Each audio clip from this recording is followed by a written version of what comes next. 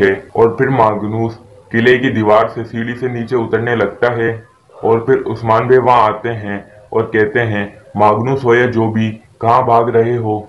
और फिर उस्मान बे दो बादिनचीनी सिपाहियों को मार कर मागनूस को देखते हैं और उस्मान बे मागनूस को कहते हैं, मागनूस अपने हाथों में मौजूद अमानतों का शुक्र अदा करो। और फिर उस्मान बे जैसे ही सीढ़ी से नीचे उतरने लगते हैं तो मागनूस सीढ़ी जला देता है और उस्मान बे को कहता है, अमानतें कभी हासिल नहीं कर पाओगे। और सीढ़ी जलाने के बाद घोड़े पे बैठकर अमानतें ले जाने लगता है। जैसे ही सीढ़ी जलने लगती है तो उस्मान बे वहां से कूद जाते हैं। फिर उस्मान बे अपने घोड़े को आवाज देते हैं, एल्तुतान। और फिर सीन चेंज होता है और सरोजा को दिखाया जाता है। सरोजा अपनी वालदा को भूसे वाली गाड़ी में छुपा कर ले जा रहा होता है। और फिर बयान बे को दिखाया जाता है। बयान बे कहते हैं, अगर हजल खातून पर इल्जाम साबित हो गया तो मैं क्या करूं, वो अपनी सजा भुगतेगी। मैं तो कड़ी जवान हूं, एक सरदार खातून के बगैर नहीं रह सकता। मैं हमेशा अकेला तो नहीं रहूंगा, मुझे अभी से कोई खातून ढूंढनी होगी। और फिर बयान बे सरोजा को देख लेते हैं और फिर बयान बे की नज़र सरोजा पे पड़ती है। बयान बे कहते हैं, सरोजा।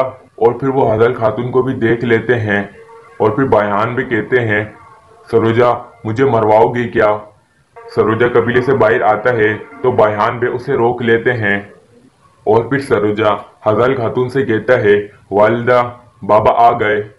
और फिर हजल खातून बयान बे को कहती हैं, बयान बे खैर तो है, आप यहाँ क्या कर रहे हो। बयान बे कहते हैं, मेरी तरफ देखो, तुम ये क्या कर रही हो, ये बचकाना हरकतें बंद करो और वापस चलो। हजल खातून कहती हैं, नहीं ऐसा नहीं हो सकता। सरोजा गाड़ी चलाओ, शाबाश। बयान बे हजल खातून को कहते हैं, मैं वापस जाने का कह रहा हूँ, मेरा दिमाग खराब मत करो।